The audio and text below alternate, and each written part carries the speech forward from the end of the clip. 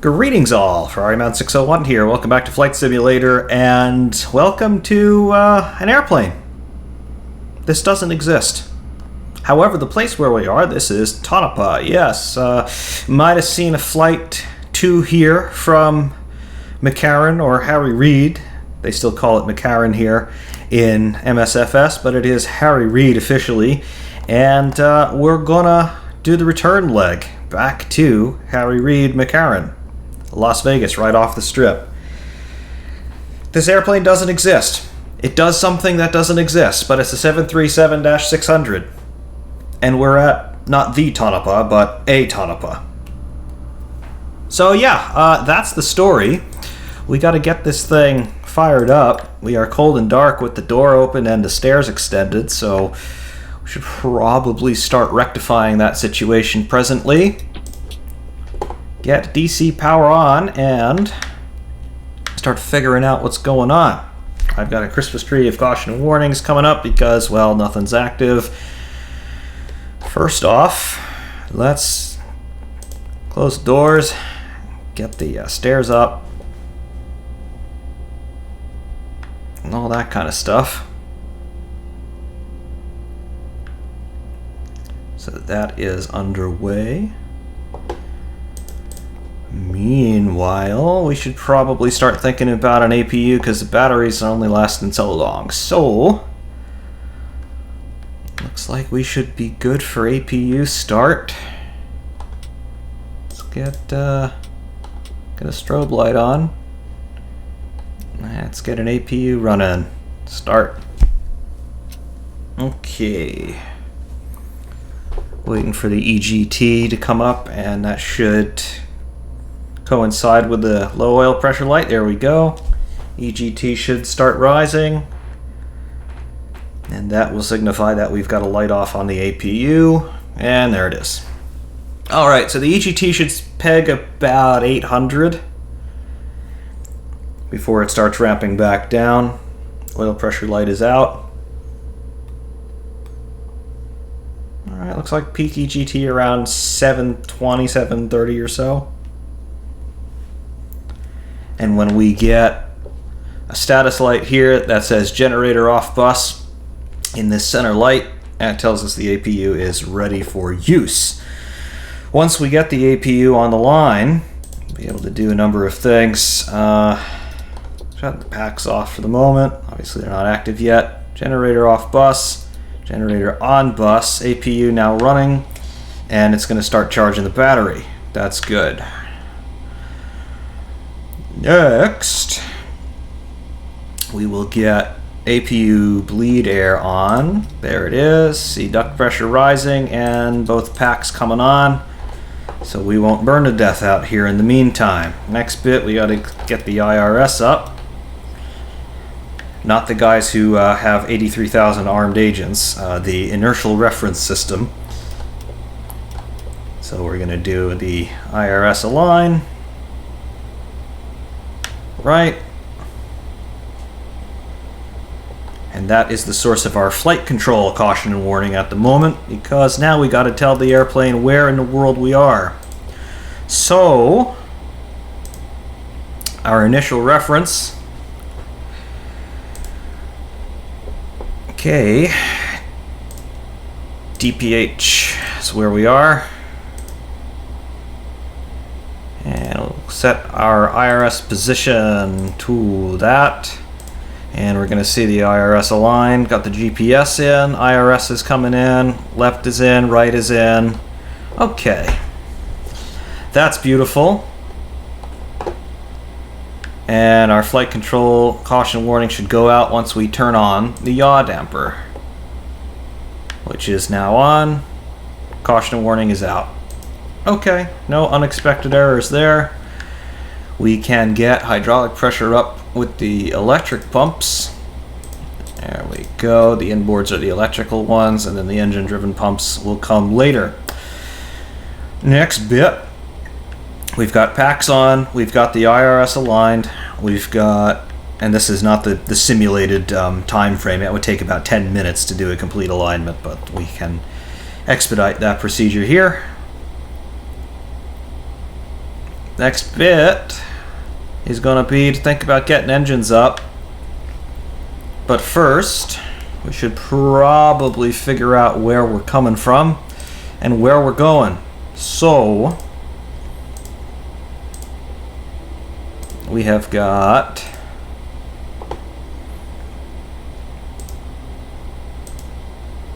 our departure airport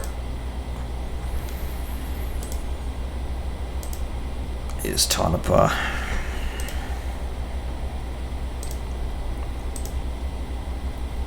So we gonna do that. We're gonna take off from runway 11, and then we're going to have our destination of KLAS. We're gonna do a landing on 19er right. Not in database. Why is it not in the database? Okay. We'll figure that out in a moment. But IRS align is good.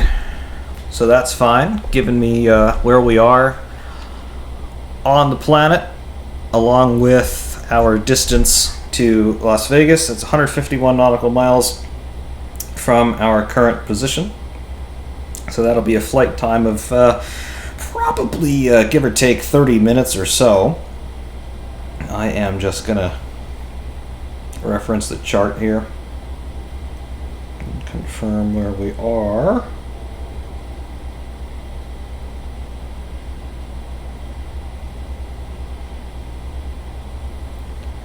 Yeah, that is runway 19er right that I want.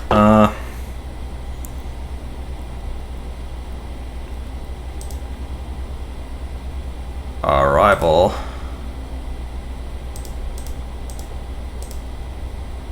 No.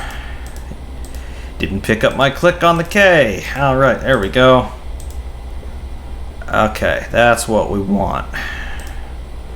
19er right. We got the VDMA. We don't have. We got our nav.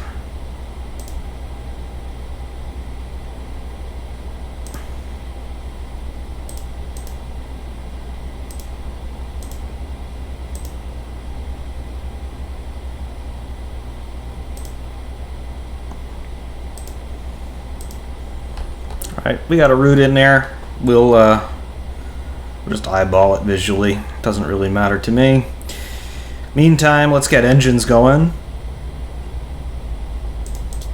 Oh, we need fuel pumps. They're coming on. Pressure's up. We need air. So we'll shut the packs off.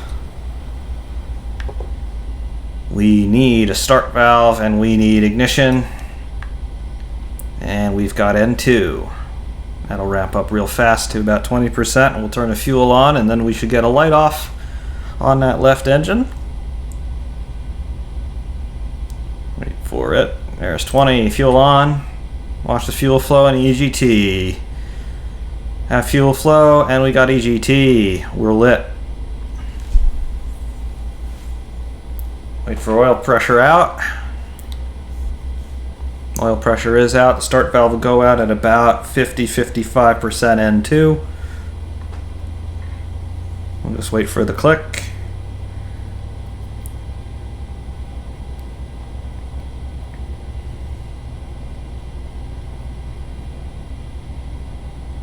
Start valve closed and indicated. Okay. Get gen on. Alright, generator 1 on the bus. The APU power transfer is automatic, so we're off of the APU at this point. We will do the same for the right engine.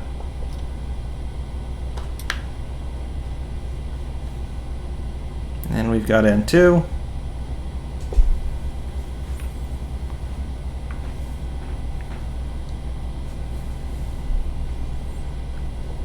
%, fuel on. Fuel flow, EGT on the rise.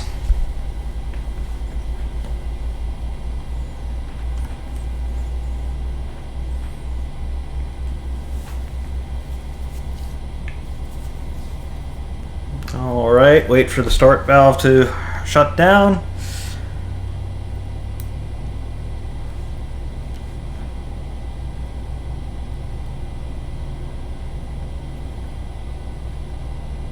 Click. Alright, so start valve off, no caution warning on the engines, they are stabilizing, and we'll get Gen 2 on a line. Gen 2 is up, running on the engines, APU is offline, engine driven hydraulic pumps are on, and we can get our APU bleed air shut down, engine bleed coming on, and packs coming back on. Duct pressure rising, good. Get the APU off. APU spooling down, and the EGT will normalize back to ambient. Good stuff. Because we're operating dark here, we are not going to be using any radio, no ATC for us today. We will release our parking brake, get a throttle up. We are not in takeoff configuration, so you advance the throttle too quick and you get that caution warning, no problem. We will get her rolling down toward the runway. Just gonna taxi across the apron here.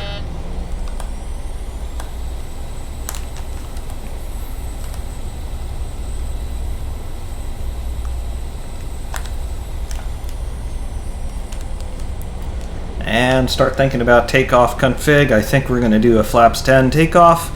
Believe it or not, we actually have a pretty long runway here. Not the widest thing in the world, but fine for a Dash 600.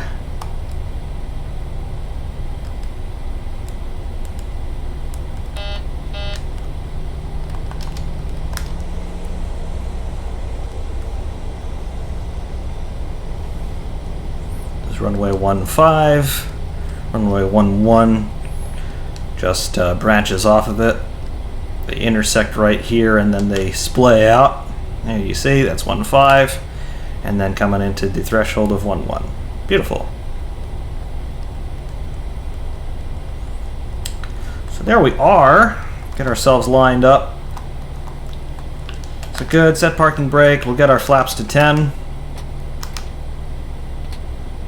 That should do it. We'll set auto brake for RTO just in case everything goes to hell, and we'll wait for the flaps to come down. Showing leading edge slats are coming out. We'll see that up here as well with our indicator lamps. There we go. That's flaps 5. One more step to 10. Flaps coming to 10. Alright, flaps 10. Get our ATC, our AP getting ready to go. 250 knots to start. We are going to cruise at 22,000 feet, we'll call it, because we can. And then we'll be on LNAV. Get everything up on the 160 scope. There it is. Very nice. QNH is 2988.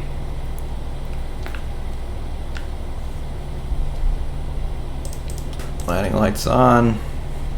And unless anybody has any objections, I propose we take off.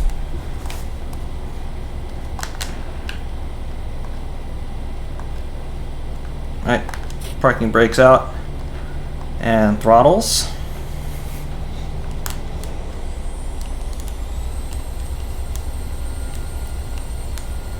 Stabilized, and go for toga.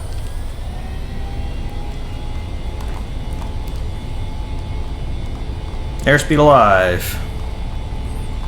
Gonna call V1 at 135. 80 knots. Checked.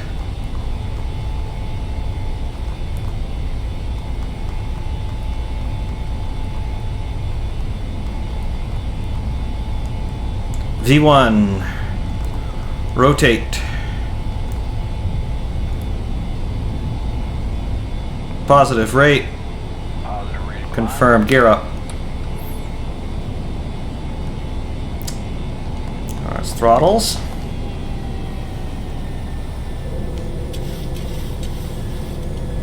Got our flaps to flaps 1, please. And get the AP on a line. We are going LNAV and we are going vertical speed hold. Give me 2,000 feet per minute, if you will. And give me auto throttles speed hold at 250 when you're able. Alright, there we go. See the throttles.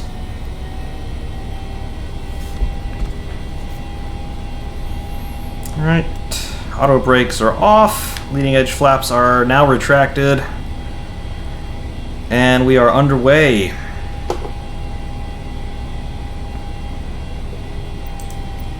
.147 to go, and looking outside.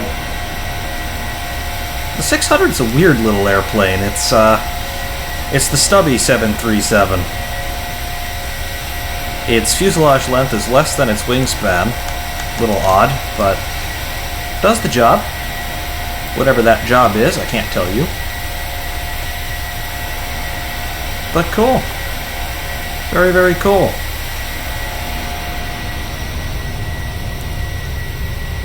And of course, flying out over the vast expanse of featureless American Southwest.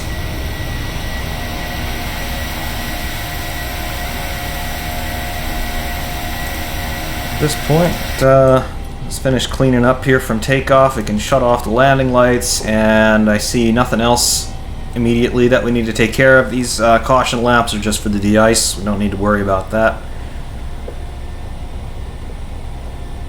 because we are literally in the middle of the desert in the middle of the day. Alright, 250 knots, getting ready to pass through 10,000. Once we pass 10,000, we'll open it up to 340.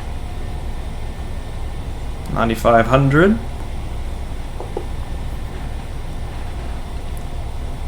Our terrain radar here, just in case. Stand by for 10,000. Mark 10,000. Let's open her up. 340 knots. There we are. So at 22,000 feet, our ground speed should be about 440, 450. We'll see how that shakes out.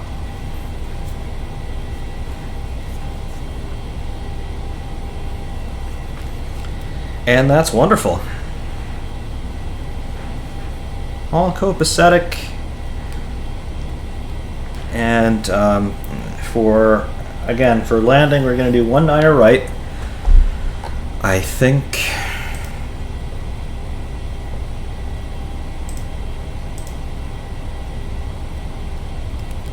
Don't need to do anything here. Stars or whatever, again, just going to do visual.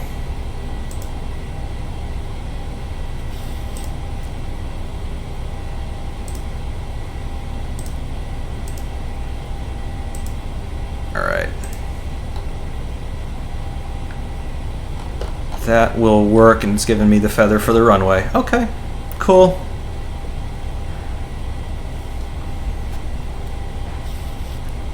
I am just going to go to standard barometer, and we'll just let it go. 133 nautical miles out. Again, anticipating our point-to-point flight time to be about 30 minutes or so. Nothing dramatic. And so far, everything looks good. Gotta say, I am really liking 737 here by PMDG. Of course, you'd expect nothing less from these guys, but it's fun.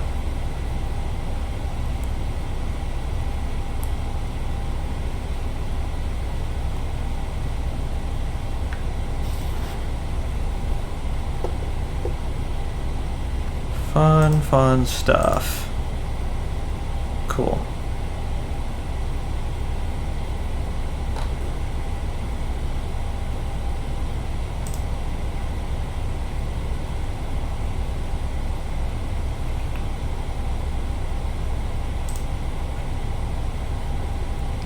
Route discontinuity. Don't really care.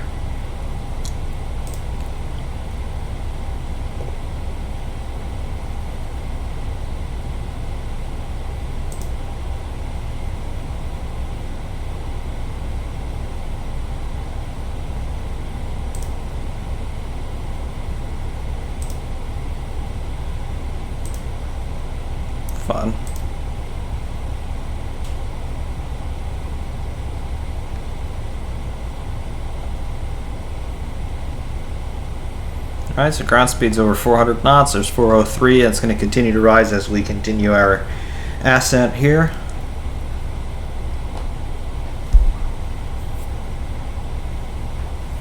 Engines look great. I've got no unexpected idiot lights. Battery is obviously charging.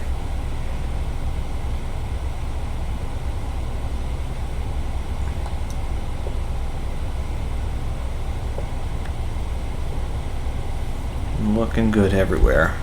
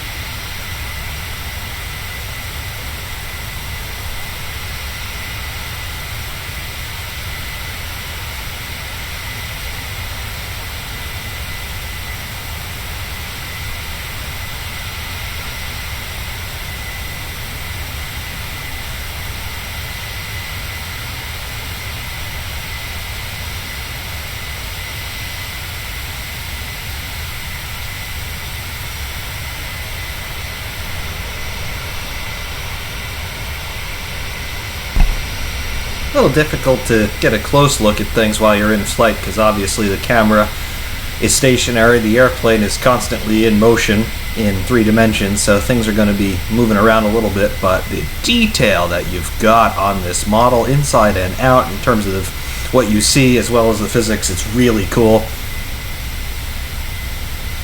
Everything perfectly legible. Really nice stuff. Static ports. Air stair exterior operation. That's the hatch where the air stairs are underneath. Pitot tubes for your air data and stuff. These animated tubes? Can't tell in terms of the AOA sensor, but pitot tube is there. Really nice. Stuff for de-icing. That's cool. We're leveling off now. Leading edge slats. And the fairing over the landing lights. Beautiful. Aqueducts for various intakes and things underneath. There are the main gear. No main gear doors on the 737, so they just retract up here into the wheel well. You can even see the struts. Nice. Discharges for various things in the cargo bay and possibly lav. Antennas. Very cool. Very, very cool. Here on the empennage, see where the stabilizer is trimming. Very nice.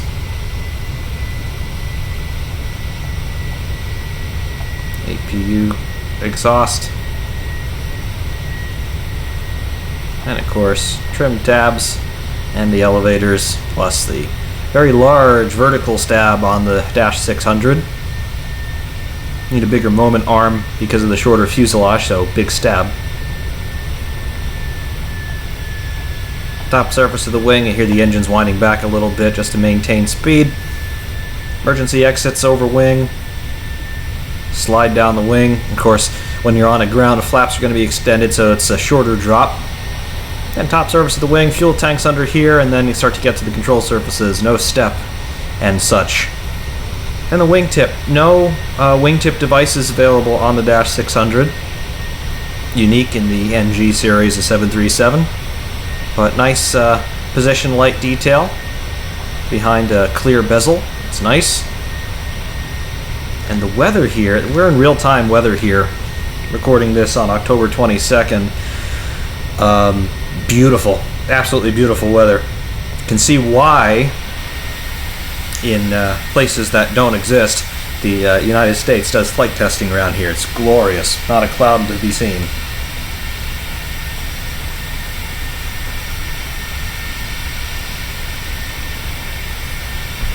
Be coming into about within 100 miles. Where are we? Oh, well within 100 miles. We're at 82 and a bit. We are right at cruising altitude, 340 knots. Our ground speed is 467. That is exactly what we were thinking. It's very, very nice. And out to here, see this right here? Right in the foreground? This doesn't exist either. All that, there are two runways, one really long, and then there's an apron and some facilities, some buildings and such. This place doesn't exist. Nope, you don't see that.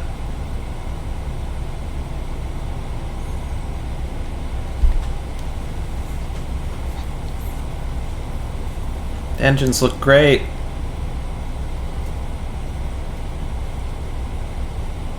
EGT is kind of separate between the two of them. The right engine is at 767, now climbing to 773, 774. Left engine is at 758, not sure what the discrepancy is, but N1 is the same between them. N2 is a little bit of a discrepancy. I don't know if maybe it's you know what? We have a crosswind here, 28 knots from 220, so that is basically 90 degrees displaced, almost exactly from where we are. We may see a split in the thrust trying to compensate for that. I would expect rudder trim to be doing that, but they're doing it with the throttles just a little bit. And now they've reconverged. Interesting. So 69 nautical miles, nice. And we should start to see the general overview of the Las Vegas area coming into view. This whole place, as far as I'm able to divine, must have been an ancient sea, because there are just tiered mountainous areas where you can clearly tell that eons ago this stuff used to be underwater and used to be shorelines and such. And of course you can see various salt flats and obvious lake beds and things.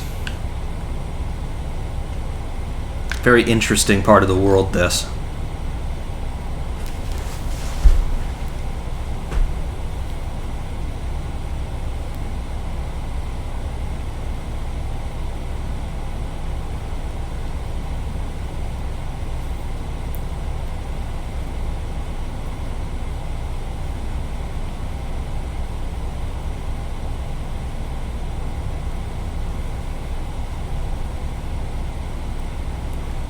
So we're at 60 nautical miles out. I think we should think about descending. Let's give it 10,000 feet and we'll do level change. Gonna get a retard on the throttles as is happening.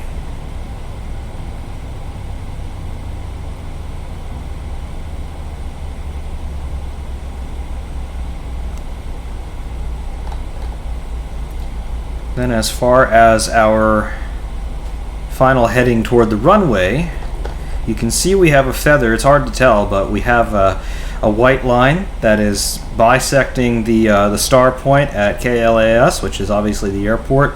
We need to be coming down the pike on that, about 90 degrees off from where we're at. So we need to do a bit of a left turn. So I'm going to dial in that heading.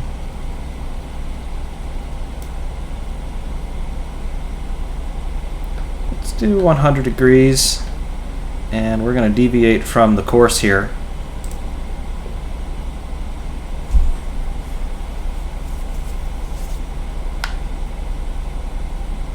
Just making sure we keep an eye on the terrain, because we do have some high mountains here.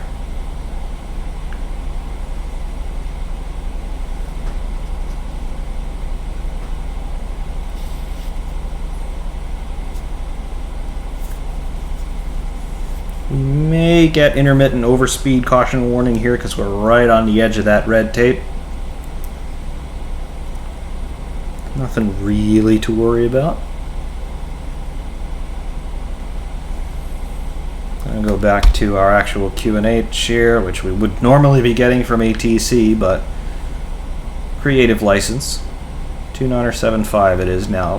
Barometric pressure changes pretty frequently out here on account of the various mountain ranges. Lots of turbulent air and such. Weather patterns get disrupted. Even though the sky is clear, you have various air densities with thermal layers and stuff interfacing here across the whole band of altitude, so bears keeping an eye on that kind of thing. And of course, generally, we're going to be in this valley off to about our 1 o'clock. So this mountain range, which obviously will be a terrain concern, is not going to be so much of an issue once, of course, we get to the bearing that we need.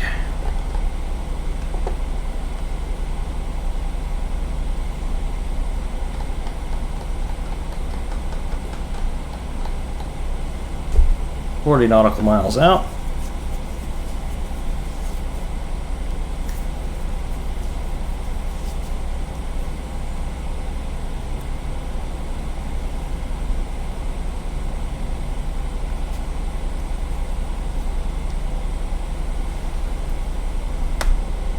Might have it on the 40 scope now.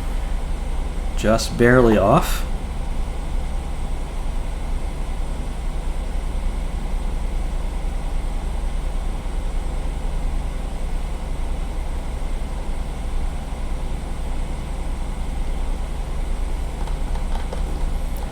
Let's actually hold this here at 12,000 feet.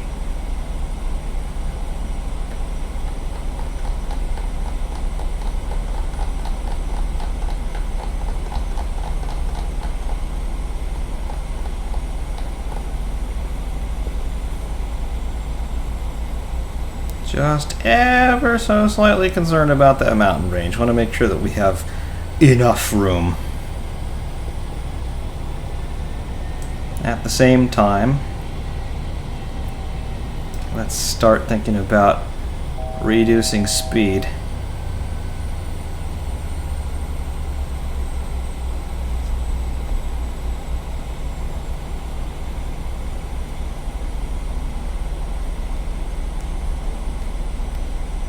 That should be fine altitude-wise, 11.4.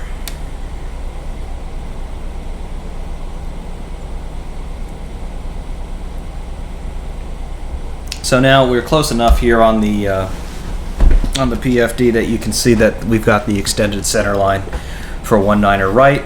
So that is what we're going to be aiming for. It is the white dashed line that is bisecting the solid purple line.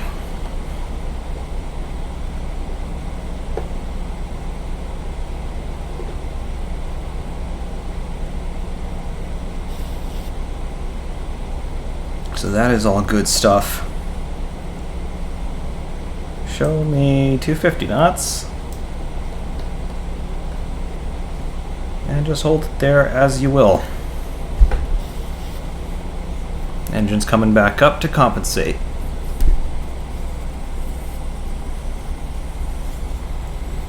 Still seeing a slight split in each ET. Not any longer translating to a split in N2 or fuel flow, which is just interesting.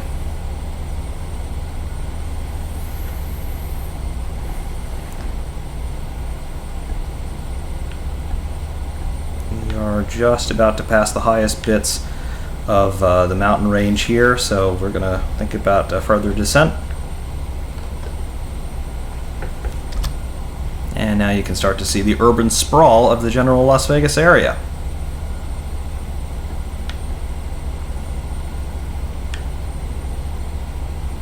Really is an oasis of metropolis in the middle of nothing.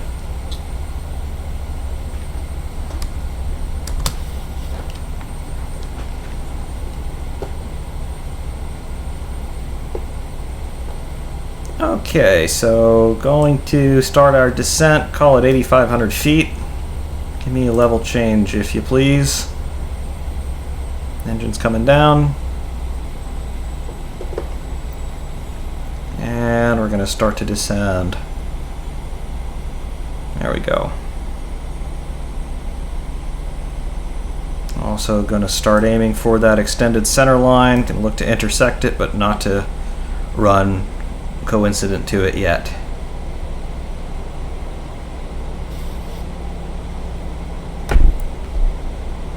So going to bring our speed down to 190 knots and going to get our speed brakes out.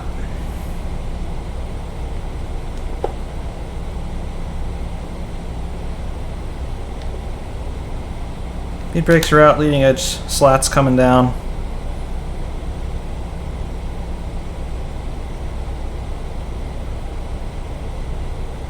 And again, looking to intersect the extended center line, about 6 nautical miles away from the edge of that. We're just under 20 nautical miles out from the airport itself. There's Lake Mead. Hoover Dam is someplace around these parts.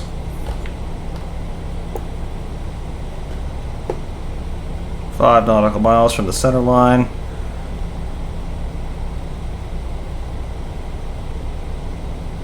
Coming back into the descent. That's good.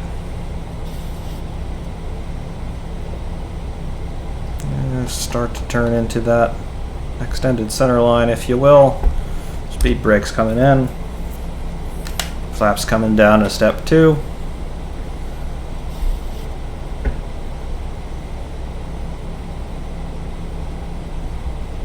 Coming down at 1,000 feet a minute. Works for me.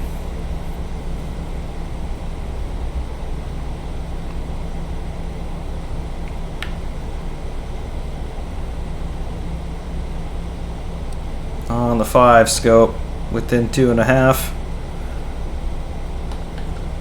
Gonna start aiming for an intercept, and then we're gonna turn concurrent to it.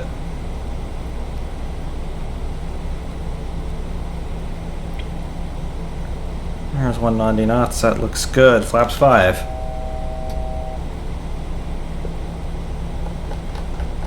Continue descent to 7,000 feet if you may. Coming up to the intercept.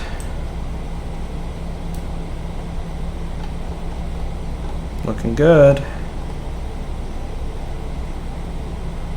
I'm going to overfly that extended center line by just a little bit.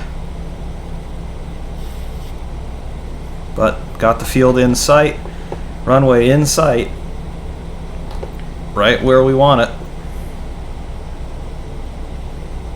Slow me down to 180, 175.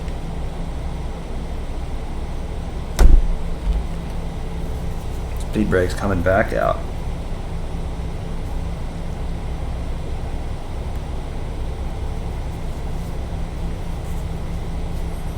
Me flaps 10.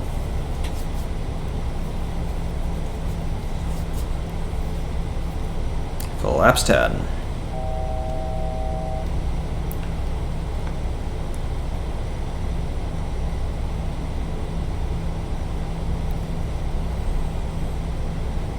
We are a bit high, that's okay.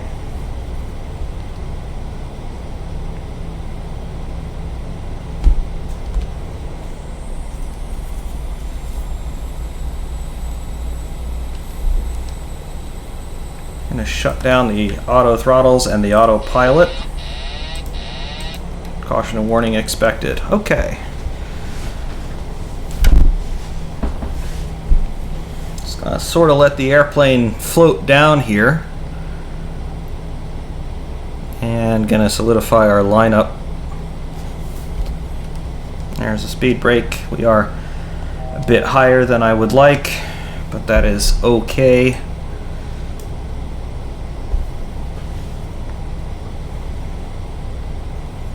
Again, we kind of had to make sure that we didn't run into the terrain. But coming in, Looking good. Got the field well in sight, no problems. I am happy.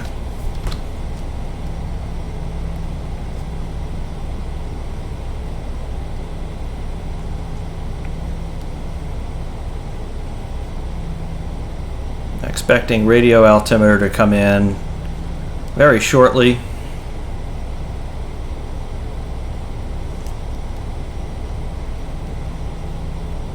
And we are bang on the extended center line.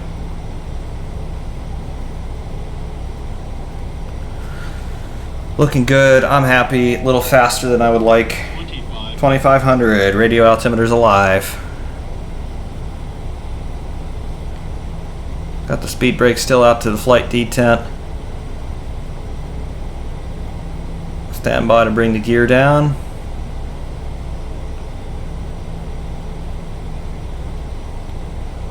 Gear. Gear coming.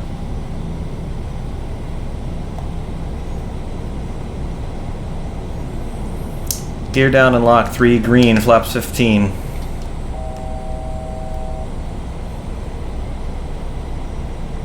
Speed brakes are retracted into the arm detent. Looking good.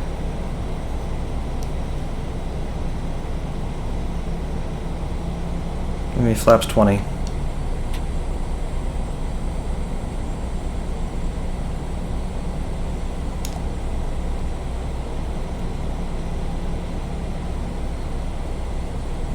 Flaps full.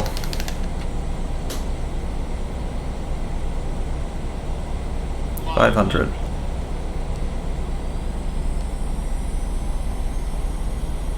Plane likes to touch down between 140 and 130 knots, so it's gonna keep the speed in that range.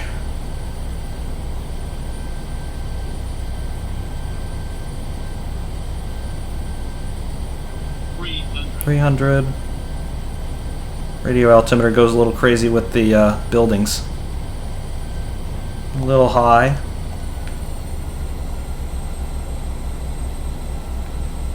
200. A little high, little headwind, little crosswind. 100. Over the threshold. 50. 40. 30. 20. Idle. 10. Main gear touchdown. Speed brakes reverse. Nose gear touchdown. Reverse green, full thrust.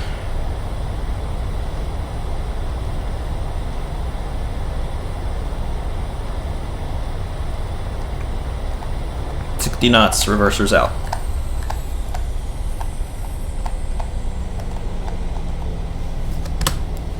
And we're going to turn off here, high speed turn off to the right.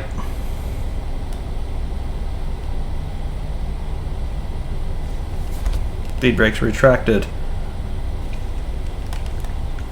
And while we're turning off to the right, we're going to start the APU. Forgot to turn the landing lights on, oh well. APU coming up.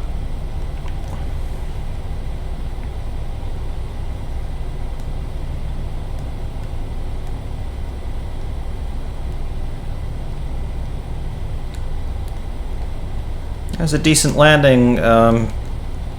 Not bad in terms of where center line was relative to us, but I'll take it. We can walk away from it, and we could even reuse the airplane.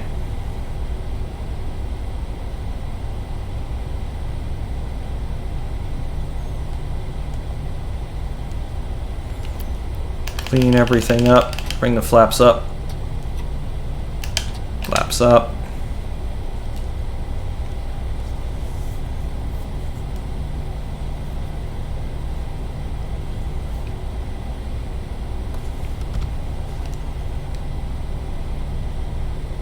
We're just going to turn off to the right and park up.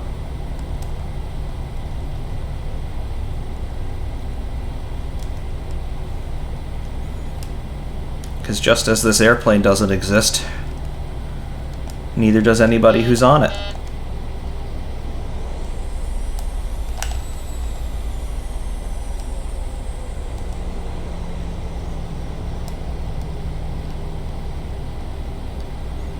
Right up here to these nondescript buildings. In plain view of the Las Vegas Strip.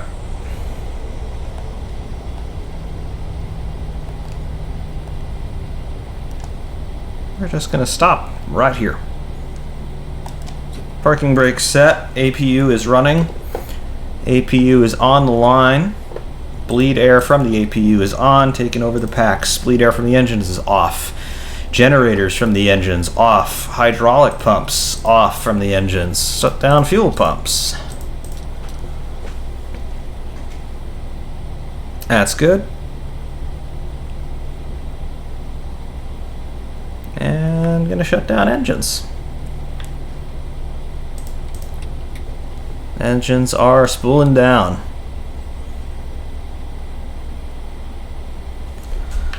Right, get me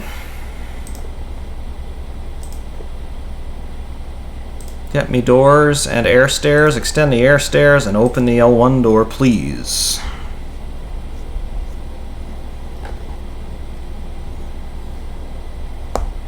Get the L1 door open. Confirmation.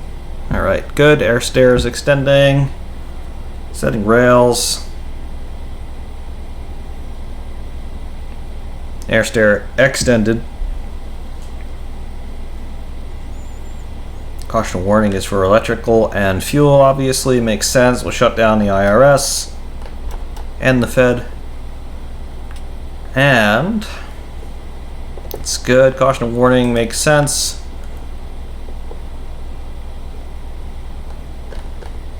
And packs off. APU bleed air off. Duct pressure going down to ambient. And battery is on. APU gen off. APU itself is off.